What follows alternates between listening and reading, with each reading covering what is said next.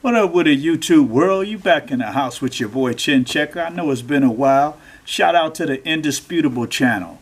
Yeah, with Dr. Rashad. Man, this guy really gets deep into what happened. Man, off-duty police officer in Atlanta shot this guy in the back 17 times. I'm not going to do a lot of talking. Hit that like, hit that subscribe button. Let's get right into this video. An Atlanta off-duty cop shoots a black man 17 times Wow. in the back. We have new details. Here it is. All right. So an off-duty cop in Atlanta shot Linton Blackwell 17 times in the back. The 44-year-old is pictured here with the family on the right and Mayor Andre Dickens as well, Mayor of Atlanta. The father, business owner and rapper who was known as B. Green, was killed outside of a bar by police officer Gerald Walker. A friend of Blackwell, who was with him that night, has made statements to local media contradicting the official police narrative. And Blackwell's family has already retained an attorney. Quote, "How do you justify shooting him 17 times in the back?" Unloaded Said Jimmy the clip Hill, on him. whose own son, Jimmy Atchison, was killed by Atlanta police in 2019. And I'm good friends with Mr. Atchison. Atlanta Black Star reports that the official police narrative claims that Atlanta police officer Gerald Walker was working off duty. He was a security official near the 5 Paces Inn. That's in Atlanta's Buckhead area. This happened October 11th. This is when he received a call from the 5 Paces asking for help dealing with an argument outside of the bar between Mr. Blackwell and another person.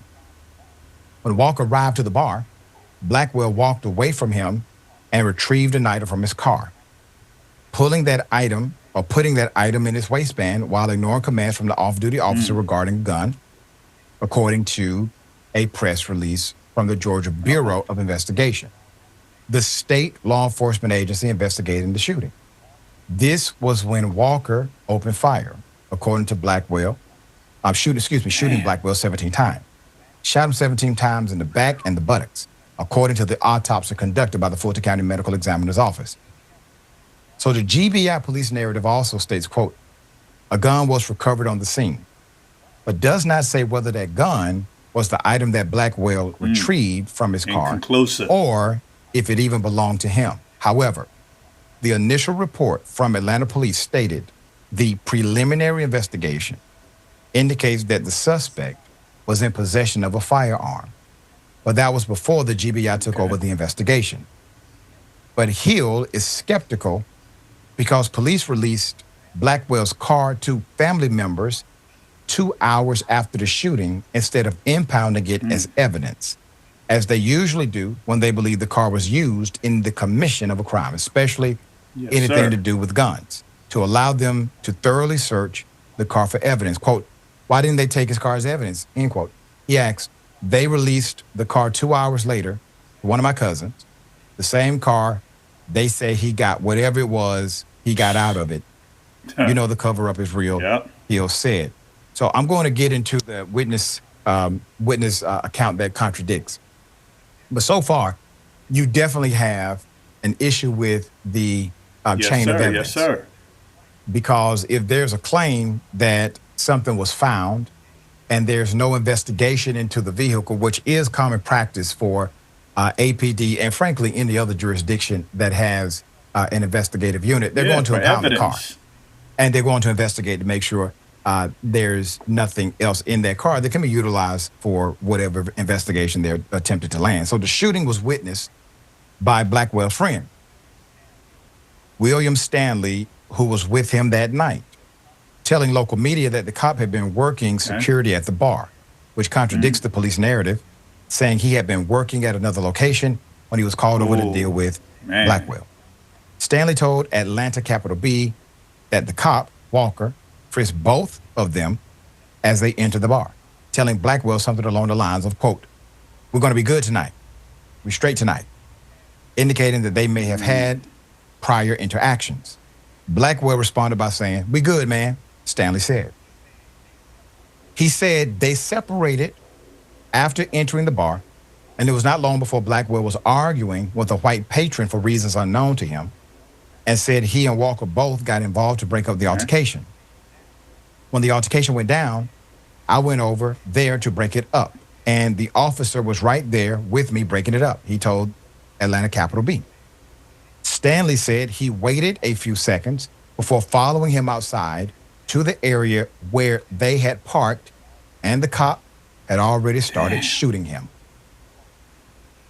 Quote, he looked like he was trying to head back into the establishment, but the dude was already shooting him. He had already shot him over 5 or 6 times at that point, Stanley told Atlanta Capital B. Hill said there are several surveillance cameras in the area that should have recorded the shooting, but no mention has been made by the police about any available video or whether the cop was wearing a body camera. But Walker, who began working for the Atlanta Police Department in 2023, has already had 7 policy violations, including 6 having to do with standard operating procedures regarding body cameras, according to Atlanta Capital B, which obtained his personnel file. 6 of those 7 violations were actually sustained by Atlanta PD, meaning they found it was accurate. Blackwell was a well-respected father of twin girls and had several brothers and sisters. Hill said he also operated a business where he would drive people from upscale hotels to the airport in a black SUV, even mingled with Atlanta Mayor Andre Dickens on at least one occasion. Hill said the family organized a balloon release in his honor at a local park about a week after the shooting, and more than 1,500 people showed up to pay their respects. Well-respected individual, person who is well acquainted with Atlanta. Atlanta's well acquainted with him. According to the eyewitness or eyewitnesses, it did not go down as the officer said, but the autopsy even says that by stating he was shot in the back and the buttocks. Well, where's your butt? Or asked in the back too. So it doesn't seem to be any conflict between the evidence from the forensics and the eyewitness that this man was being shot in the back. That's where you start. All right, Senator, thoughts here? Yeah, Doc, I mean, this makes absolutely no sense. It's more than unfortunate. And it seems by the reports on this officer's record, even if we set aside with his altercation with Blackwell, that Walker is not necessarily fit to be a police officer. Yeah. And why these departments continue to let people like him and others, year after year, continue to stay on the force. Once you get these level of reports, something else should kick in, Doc, on the administrative side. The anxiety, the stressors, am I still psychologically able to do this type of work? And it's not a punishment for police officers. It's a very hard job. Yep. But shooting somebody in the back in that way, like you said, the forensics are clear. Now, they might uncover some other stuff, but the forensics are clear. The bigger issue is that how do police departments protect the public and the officers from the psychological trauma? And I'm not saying this officer had it, but given his record heretofore, maybe they should have counseled him to another job. Right.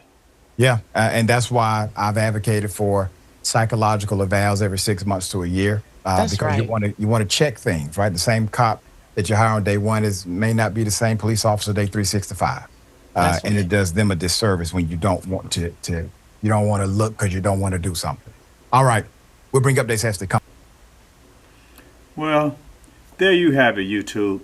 Another black on black crime. Why would you shoot a man in the back? That clearly states that you didn't see no gun, and it seemed like you had a prior altercation with him.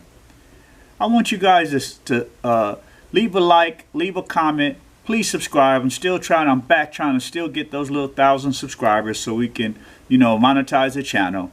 Peace, and I'm out of here. Shout out to Indisputable and then to Dr. Rashad. Thank you for doing this report on him. And I will be doing part 2 of the video just to let you know what came about and what the lawyers say and what forensics will unturn. Hit the like, hit the subscribe. Also, if you like this track at the end of this video, click on the link. That's yours truly, Chin Checker the Body Wrecker. Also, tune into my other channel, Exquisite Mac and Beats on YouTube. All right, peace out, y'all. Thanks. Chin Checker on the beat.